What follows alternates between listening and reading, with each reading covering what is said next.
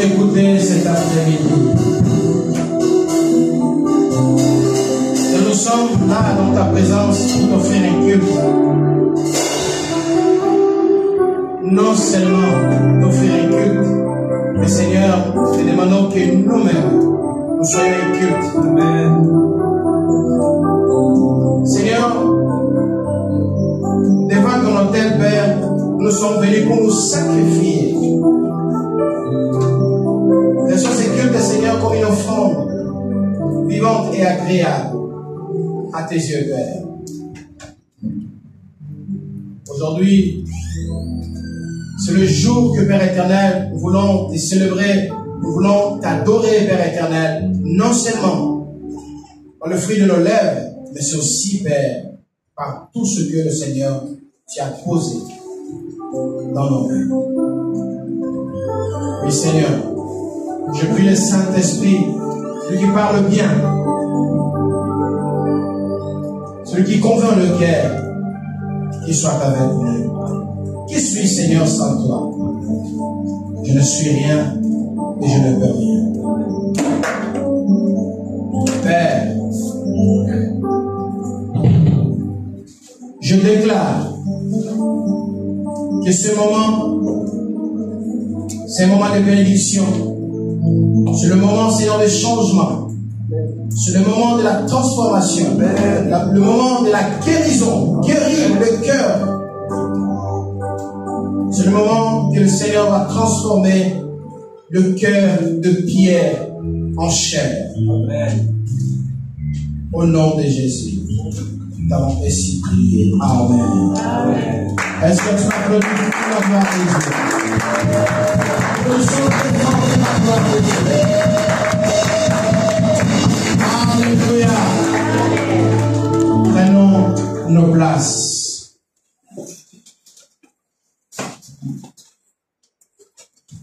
Nous voulons partager la parole de Dieu, bien-aimés dans le Seigneur. Et je demande à l'Église que chacun prend son stylo et quelque chose pour noter. Je vais parler de l'offrande, des choses que je ne parle pas, ou je ne parle pas beaucoup. Mais quand Dieu me met à cœur, moi j'ai dit Seigneur merci parce que toutefois que tu m'inspires, tu as quelque chose que tu veux faire. Et j'ai dit Seigneur, fais-le. Il y a plusieurs offrandes dans la Bible, mais je vais prendre 4 principales et pendant que nous allons développer, Dieu, par sa grâce, peut faire encore que nous puissions toucher le reste des offrandes que je n'ai pas mentionnées. Je parle de la dîme.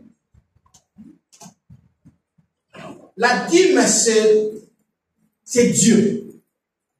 C'est Dieu qui demande la dîme.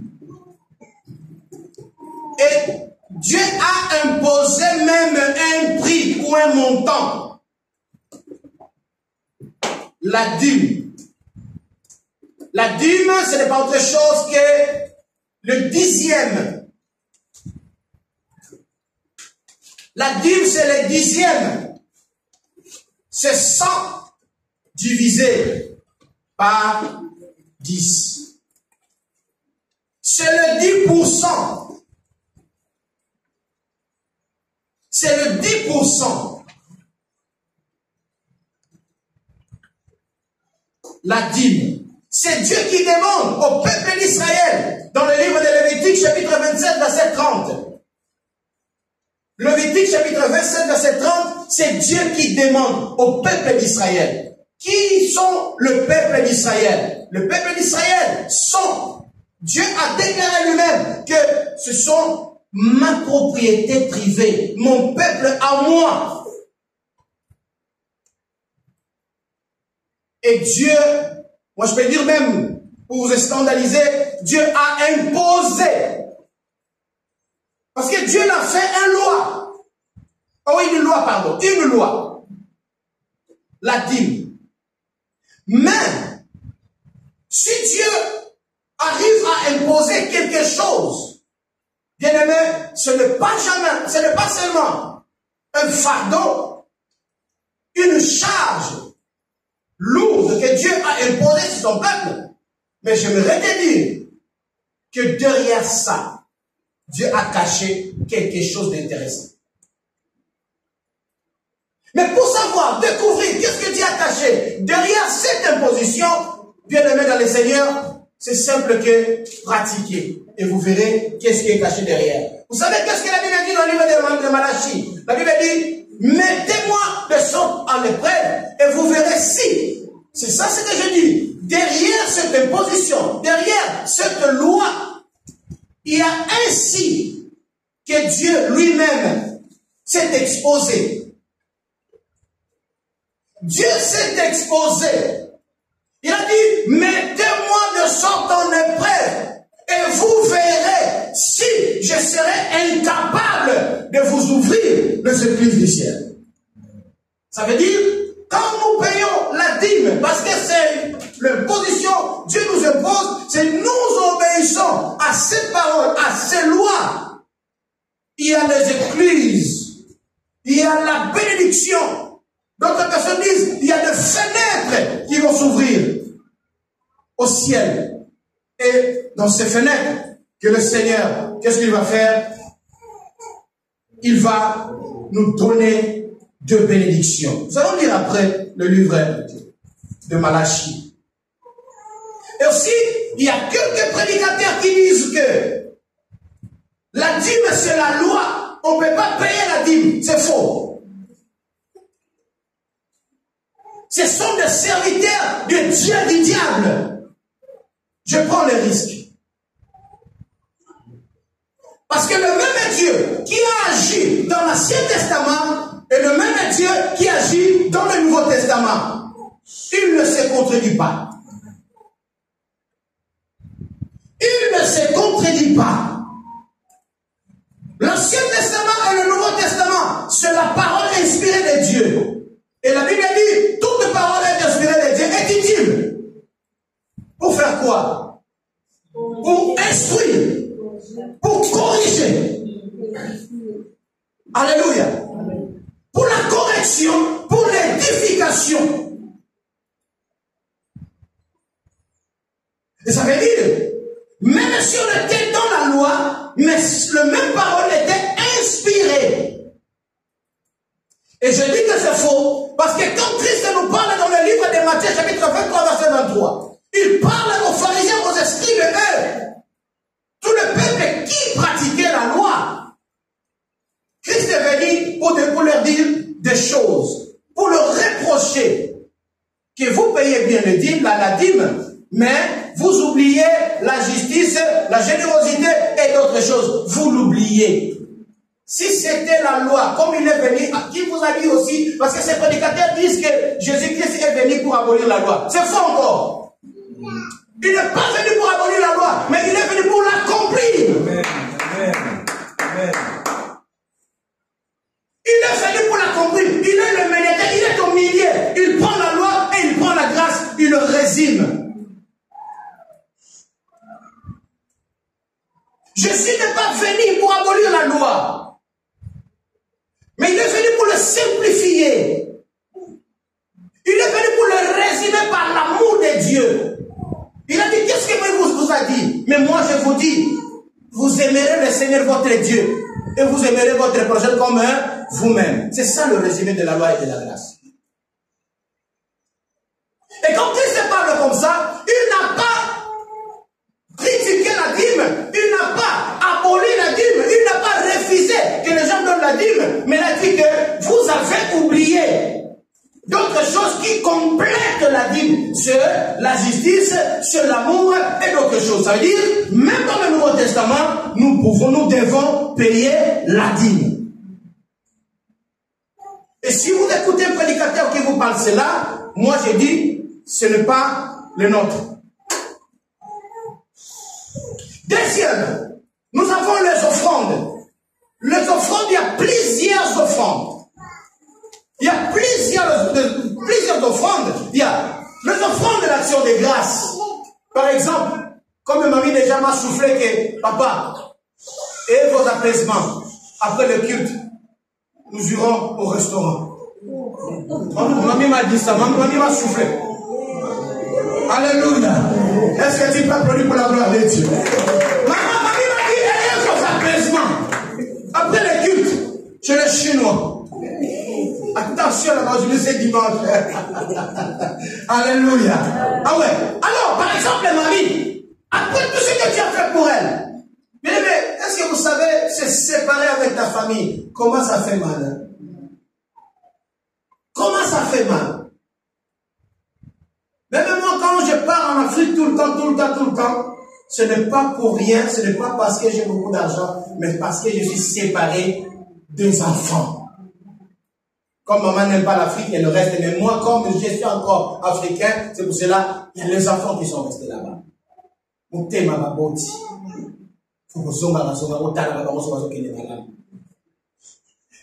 témoignait, elle a dit, ça fait longtemps que j'étais séparé de mes enfants, de mes petits enfants. Et aujourd'hui, par la grâce de Dieu, je crois que c'est la première année que mamie fête son anniversaire avec la famille. C'est la première fois, je crois. Après, qu'est-ce qu'il va faire? Il y a des actions de grâce qui se font. C'est l'exemple, c'est pas vous dire que mamie n'a pas fait l'offrande d'action de grâce. Mais aussi, lundi, mamie a fait. Alléluia. Parce que quand je suis devant là, moi je suis comme Jésus. Je contrôle tout le mouvement qui se passe. Jésus était devant le panier des offrandes. Et il a découvert directement qu'il y a une dame qui a donné des pièces. Pourquoi? Comment il a vu? Parce qu'il avait prêté son attention quand les gens donnaient les offrandes. Moi aussi, j'ai fait ça. Nous avons l'offrande d'action de grâce. Quand je vais voyager, je fais une voyage, je suis revenu en paix. Je fais l'offrande d'action de grâce. Seigneur, merci, parce que tu es le Dieu de départ et le Dieu de mon arrivée. Voici mon offrande. L'offrande d'action de grâce, tu crées ton entreprise. Parce que c'était premièrement un projet. Mais quand tu le réalises, sur site, il mérite aussi une offrande d'action de grâce. Seigneur, merci. Voici mon offrande d'action de grâce. Quand vous avez reçu un bébé, un enfant est venu dans la famille, qu'est-ce que nous faisons? L'offrande d'action de grâce. C'est l'exemple de Jésus. Quand Jésus est né, ses parents l'ont amené au temple pour être béni. Et après, qu'est-ce qu'ils ont fait? Ils ont porté les offrandes. Le mage, quand ils sont venus pour voir le roi qui venait de naître, ce roi c'est Jésus. Quand ils sont venus, qu'est-ce qu'ils ont fait? Qu'est-ce qu'ils étaient avec eux? C'était le parfum de pièces, de l'argent, de l'or. C'est pourquoi? C'est pour l'action des grâces, parce que il y a plusieurs offrandes d'action des grâces. Je me marie, je fais l'offrande d'action des grâces. Je suis consacré, je fais l'offrande d'action de grâce. Comme ça, on est ensemble dans la nature. Les actions de grâce, il y a pas pastel qu'on va consacrer. Il y a plusieurs. J'étais malade, Dieu m'a guéri. Je fais l'offrande d'action de grâce. En tout cas, je ne vais pas vous dire comment, mais toutefois que vous avez expérimenté la grâce de Dieu. Par exemple, durant aussi le moment des diplômes des enfants, j'ai vu une enveloppe. Offrande d'action de grâce pour l'obtention de mon diplôme. Oui, on donne aussi. J'achète ma voiture. Seigneur, voici mon offrande d'action de grâce. J'étais piéton, maintenant je suis véhiculé. Ce sont des choses que nous pouvons négliger. Aucun enfant de Mukanda. N'oubliez pas de donner l'action de grâce. Pour que le Seigneur aussi ouvre les portes. Il y a Misala et il y a ma. Tu as embauché l'action de grâce. Plusieurs. Et vous-même complétez. Au qui quoi on appelle action de grâce. Les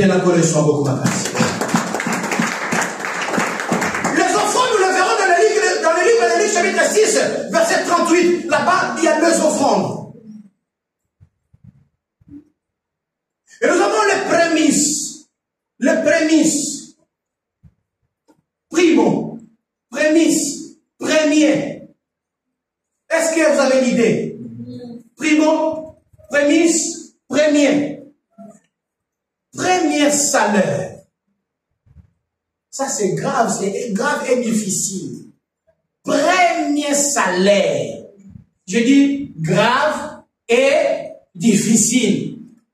J'ai travaillé moi-même, je me suis réveillé 4h du matin tous les jours et je prends le salaire pour donner à Dieu. Ce n'est pas donner à l'église, ce n'est pas donner au pasteur, mais c'est donner à Dieu. Est-ce qu'on est d'accord? Et je voulais souligner, bien dans le Seigneur, quand tu payes ta dîme, quand tu donnes tes offrandes, quand tu fais des dons, quand tu fais des offrandes d'action de grâce, quand tu fais plusieurs offrandes que nous allons voir ici, il faut bien penser que tu ne donnes pas au pasteur, tu ne donnes pas à l'église, mais tu donnes à qui? Tu donnes à qui? Un jour j'étais avec mes collaborateurs, mes amis, mes enfants, on parlait, je leur disais, il y a quelqu'un qui est venu me voir un jour, il m'a dit, pasteur, je fais ici à Lyon, ici à l'église. Seigneur, pasteur, Dieu m'a béni, beaucoup d'argent, pasteur. Je voulais donner la dîme, mais j'ai vu, si je donne la dîme au Banzan.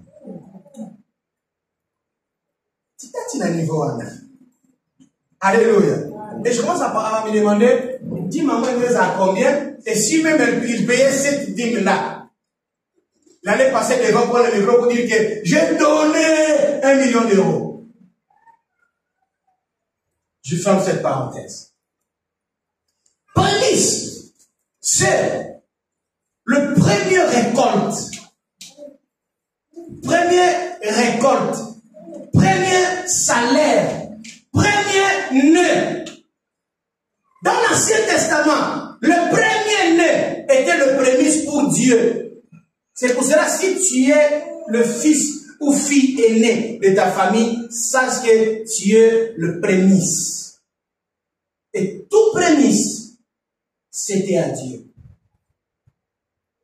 Au Zamona Liboso, tu es à Dieu.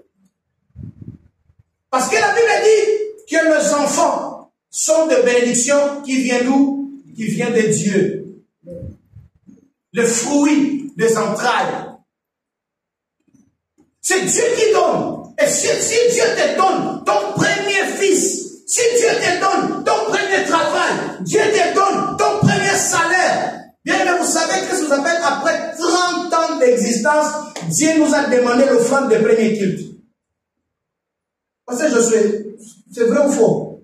Vous avez vu ce message ou non? 30 ans après, le premier culte de l'église que je vous appelle, on n'avait pas fait les offrandes. Apôtre a dit, sinon tu es sur le quartier, on a commencé à nous avoir une offrande, tu peux cette offrande était. Après 30 ans, et la personne que Dieu a parlé, a révélé, ces mystères, c'est quelqu'un qui est venu à Christ d'appel, ça fait moins de 15 ans, je peux dire 10 ans. Dieu l'a révélé que le premier culte de cette communauté, vous n'avez pas fait les offrandes, j'en ai besoin. Le serviteur de Dieu est allé voir l'apôtre, il a dit, papa, le premier culte de notre communauté, vous n'avez pas pris les offrandes, vrai ou faux? Il a dit vrai. Le Dieu m'a dit, Dieu m'a révélé, et Dieu en a besoin. Mais, la communauté, on va ça la tinda. Prémisse. Je bénis le Seigneur parce que nous avons fait Aftanaïen et notre sœur Eliana sont les prémices. Et nous attendons Samuel-là. Les prémices, nous attendons, je répète encore, nous attendons Samuel-là.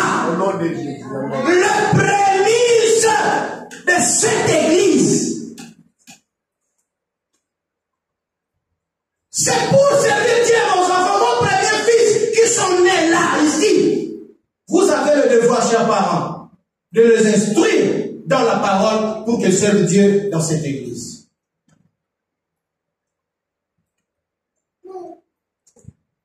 Il y a encore les aumônes. Les aumônes aussi sont des offrandes. Les aumônes, ce sont des offrandes que nous faisons pour les pauvres. Les mamans de Christ vous appellent Bokosa Lango. Vous allez le faire. Je répète, les mamans de Christ vous appellent. Vous avez dit ceci, que cette année, vous allez faire les aumônes. Vous allez donner à manger à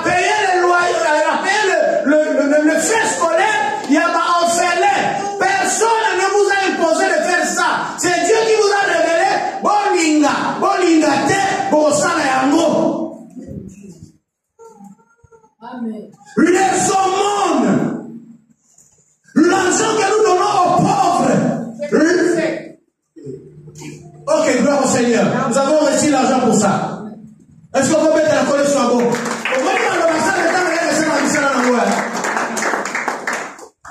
Amen. Ce n'est pas moi. C'est Dieu qui vous a révélé, vous les mamans. Et quand ce projet est monté sur la table, vous tous vous étiez d'accord. Et c'est aussi la volonté de Dieu, les aumônes. C'est dans la Bible. Et la Bible dit dans le livre d'Hébreux, la vraie religion, c'est de quoi? C'est de quoi? Le but de la bâtiment de l'église, papa, maman, c'est les amis. C'est d'aider les orphelins et le veuve, le pauvre. C'est ça la vraie religion. Donc les aumônes, parce que nous avons beaucoup de faux pauvres ici en France, c'est pour cela que moi je ne donne pas. Nous avons beaucoup de faux pauvres avec leurs papiers dans leurs poches, mais ils ne veulent pas aller travailler. Ils se font des pauvres. Les enfants n'ont mangé. Les enfants n'ont mangé. Les enfants n'ont mangé avec leur nationalité dans leurs poches. En très bonne santé. Ancien jour, il a dit, c'est pour cela que moi je ne donne pas. Mais sinon, si tu vois même que c'est un vrai pauvre, parce qu'un vrai pauvre, tu vas voir que c'est un vrai pauvre, donne-le, parce que c'est biblique. Alléluia. Est-ce qu'on est d'accord? Mais sauf que des prédications comme ça, ils auront bien bien terre.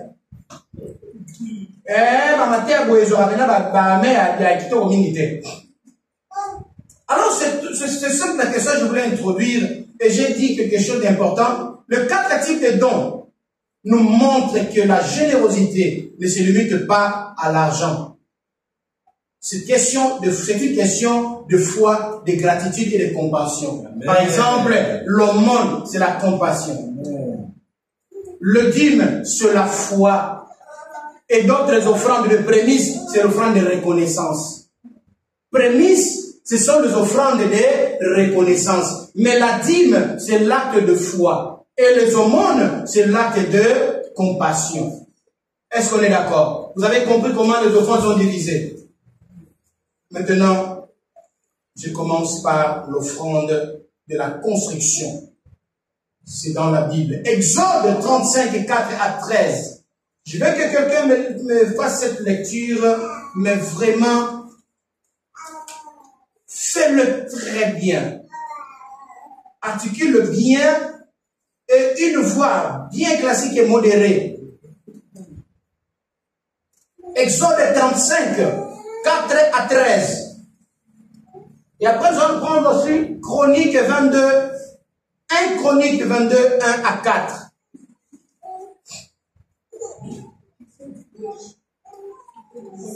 Est-ce que vous y êtes? Exode 35, 4 à 13. 1 Chronique 22, 1 à 4. Lecteur de la Bible, vous ça lectira bien.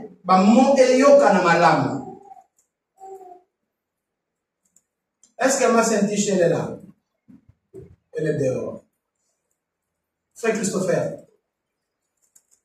Nous allons faire la lecture. Exode 35, 4 à 13. Exode 35, 4 à 13.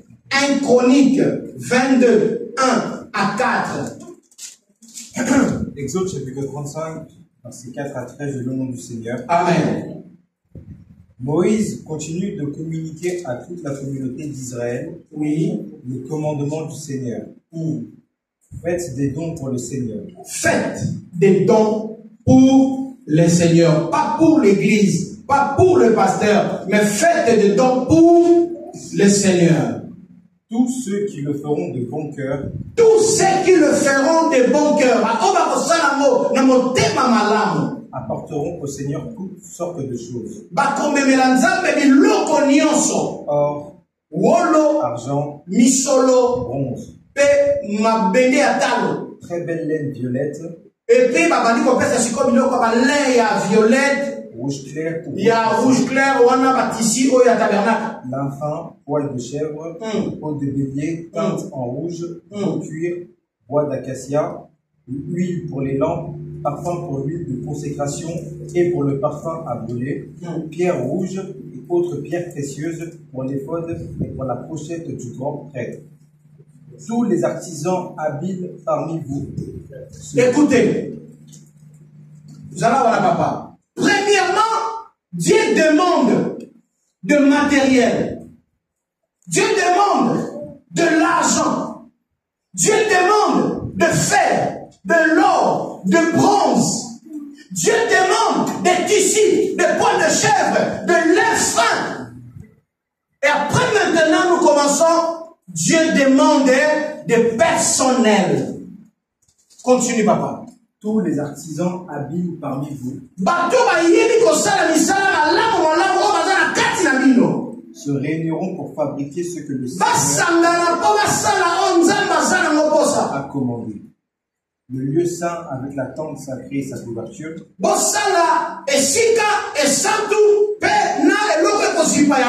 Ses agrafes, ses cadres, ses traverses, ses colonnes et ses supports. Le coffre sacré avec ses barres et son couvercle, le rideau de séparation, la table des pains avec ses barres, tous ses ustensiles et les pains offerts à Dieu. Parole du Seigneur. Amen. Maman, c'est ici tu es prête, tu vas pour toi, pasteur Josué, 1 Chronique 22, 1 à 4. 1 Chronique, chapitre 22, verset 1 à 4. Seigneur. Amen. Est-ce que maman, merci. Vous pouvez approcher ou vous retombez mon gongo. Et David dit. David a lobby. Ici sera la maison de l'Éternel Dieu. Je prophétise. Ici, place Otoniati, sera la maison de Dieu. Amen. Et ici sera l'autel des holocaustes pour Israël. David fit rassembler les étrangers qui étaient dans le pays d'Israël, et il chargea des tailleurs de pierre de préparer des pierres de taille pour la construction de la maison de Dieu.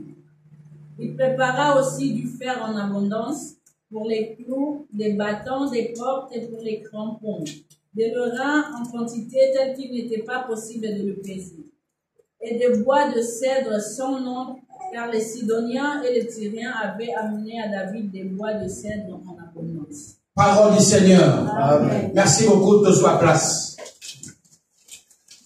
Vous avez préparé 1 Roi chapitre 4 verset 8, 1 Roi chapitre 16 verset 10 à 13.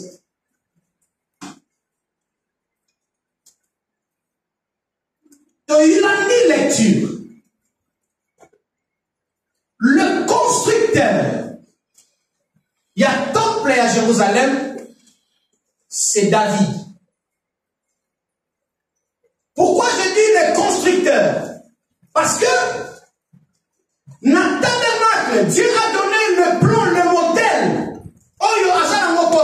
Et Dieu a demandé même des matériaux pour construire le tabernacle. C'est lui l'architecte. Non, c'est pas l'architecte.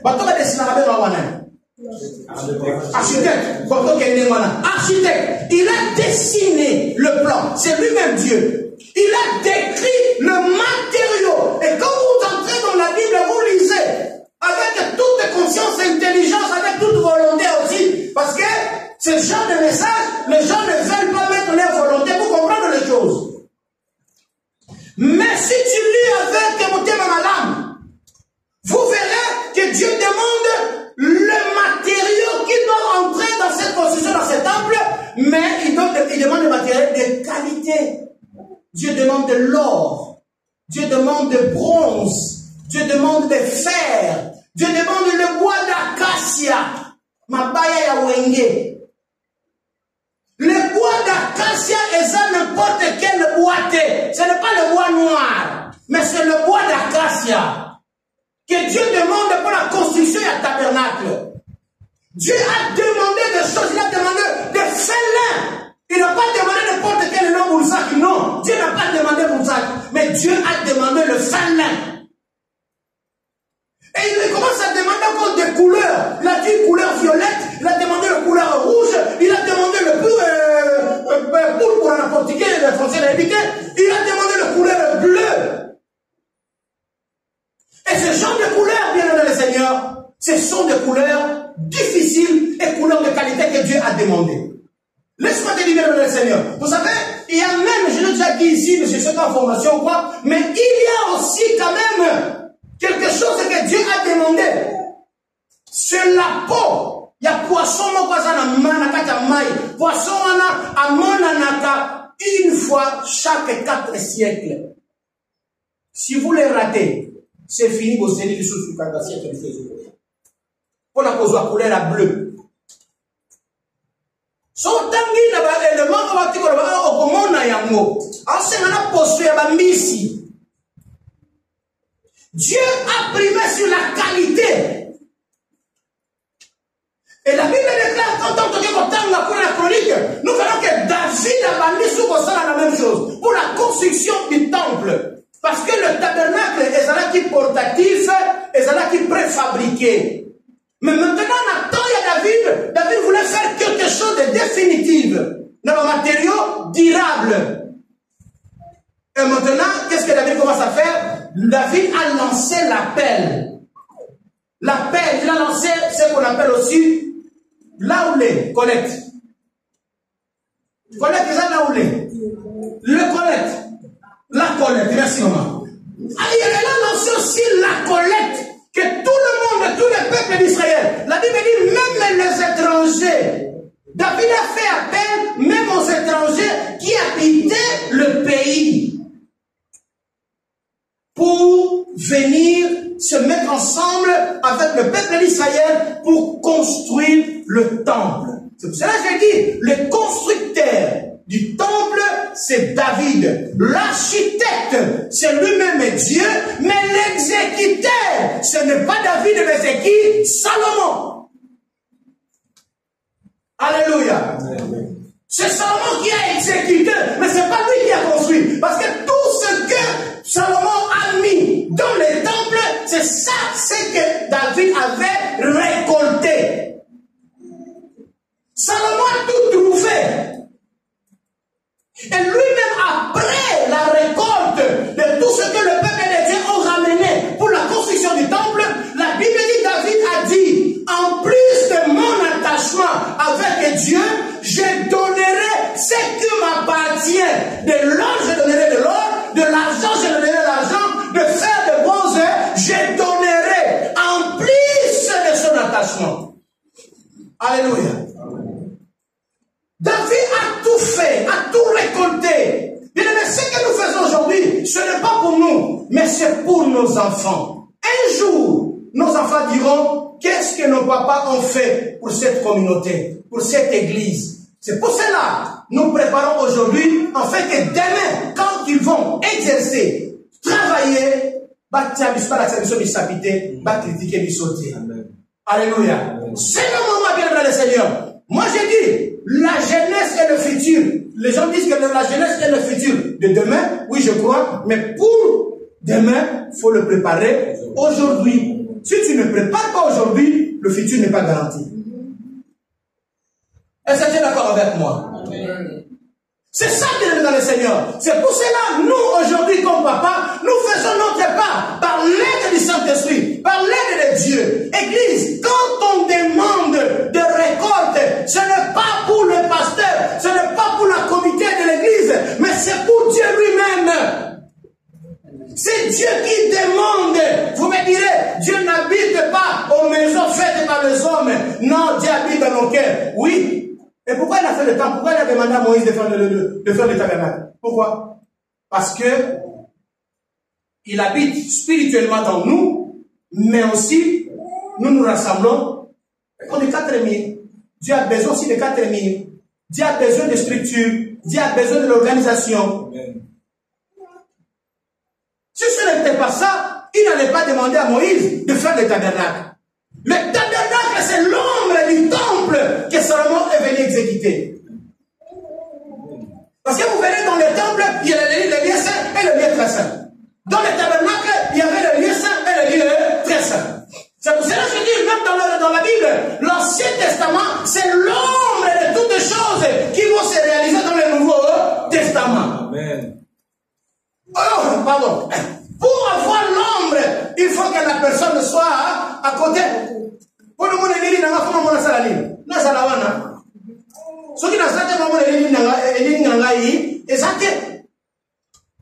Parce que la réalisation, c'était dans le Nouveau Testament, parce que Christ lui-même est venu pour réaliser tout ce qui a été dit. Et nous verrons que depuis l'Ancien Testament jusqu'à l'Apocalypse, ça parle que de qui? De Jésus. Vous verrez, il y a beaucoup de coïncidences de noms, de caractères, de comportements, de problèmes, de difficultés. Par exemple, quand nous voyons Joseph, nous verrons que Joseph, c'est l'ombre de Christ. Même son nom, même quand nous voyons Moïse, Moïse, c'est l'ombre de Christ. Donc c'est ça que nous dit le Seigneur. Il ne faut pas dire que l'Ancien Testament, c'est diabolique, le Nouveau Testament, c'est la loi. Sans loi, il n'y a pas grâce. Amen. Sans loi, il n'y a pas grâce. Parce qu'il faut avoir Sinaï pour qu'on regarde Golgotha. S'il n'y a pas Sinaï, il n'y aura pas Golgotha. Et les deux doivent marcher ensemble. On ne peut pas nier Sinaï et on ne peut pas refuser Golgotha. Parce que si tu refuses Sinaï, ça veut dire que vouloir ou pas, tu refuses Golgotha. Parce que au Sinaï, nous avons reçu quoi? La loi. Et à Golgotha, nous avons reçu quoi? La grâce. Et la loi est venue de qui? Moïse. Mais Moïse, avant que Moïse ait là ici. Mais où tu vas? Et où tu vas? Et la grâce est venue de qui? Jésus. Mais ça vient d'où? Et qui est Dieu? Est-ce que tu peux nier Dieu, Jésus dans l'Ancien Testament? Jésus a dit ceci: avant qu'Abraham ne soit, moi je suis. Alléluia. C'est la parole de Dieu, bien le Seigneur. Est-ce que vous avez trouvé? Vous avez trouvé 1 Roi 4, 8, 1 Roi 6 et 10 à 13. Je vais conclure aujourd'hui parce qu'il y a une chose qui est de mon âme. 1 Roi 4, 8, 1 Roi 6, 10 à 13. 1 Roi 4, 8, je lis au nom du Seigneur. Amen. Voici leur nom. Le fils de Hur dans la montagne d'Éphraïm. Maman, 1 Roi. Oui, 1 Roi, chapitre 4, verset 8.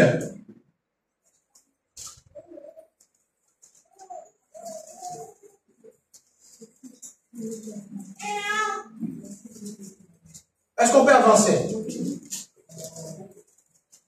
Le fils de Deker à Makat, à Salbi, à Beth-Shemesh, à Elon et à Beth-Anna. Le fils d'Ezek à Rubot, il avait Soko et tout le pays de Ephraim.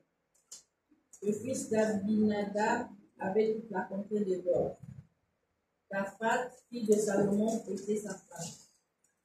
Bana, fils d'Achibud, avait Tanak et Megiddo, et tout Beth-Shen qui est près de Tartan, au-dessous de Gisraël.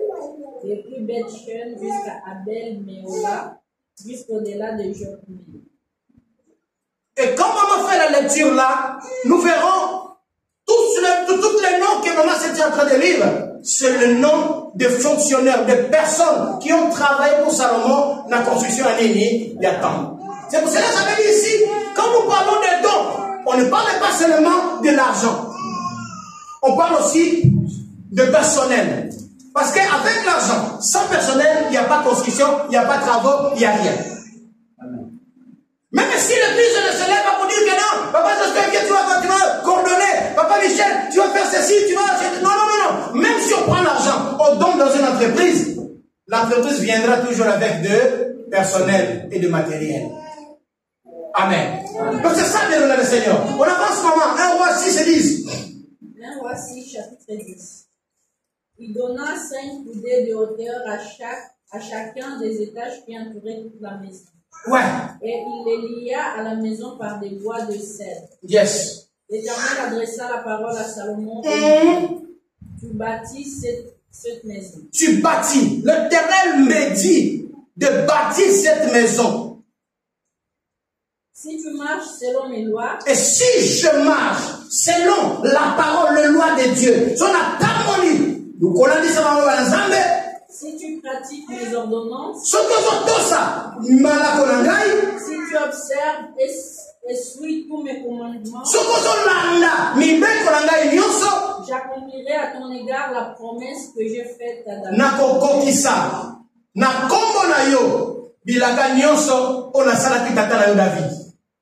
J'habiterai au milieu des enfants d'Israël. Et je n'abandonnerai point mon peuple d'Israël. Parole du Seigneur. Amen. Est-ce que vous voyez bien le Seigneur? Vous voyez comment Dieu se rappelle de la promesse. Dieu se rappelle de l'alliance qu'il a faite avec son serviteur David. Et il vient voir Salomon. Il a dit, Salomon, si tu fais ça et ça, si tu marches selon ma parole, si tu obéis à mes ordres, à mes lois, je ferai, Dieu porte garant, que je ferai tout ce que je fais comme accord avec ton père. Quel était l'accord? L'accord, c'était de rester, d'habiter, d'être Emmanuel au milieu du peuple d'Israël. Aujourd'hui, Église, si nous obéissons à la parole de Dieu, aujourd'hui, Église, si nous faisons ce que Dieu nous demande de faire, Dieu demande que nous lui construisons une maison. Et cette maison, nous peut-être, je ne limite pas Dieu, mais si nous n'aurons pas la possibilité d'acheter le terrain et construire, mais nous avons cette place que nous avons pointée, de l'acheter et de édifier ici dans ces lieux le temple de l'adoration. Là où tout le peuple de Christ nous appelle, tout le peuple de Dieu viendra de partout, viendront sacrifier, faire des sacrifices et adorer l'Éternel, notre Dieu. Si nous le faisons aujourd'hui, demain, Dieu accomplira sa parole de demeurer dans ces lieux, de vivre au milieu de nous. Que Dieu vous bénisse. Amen.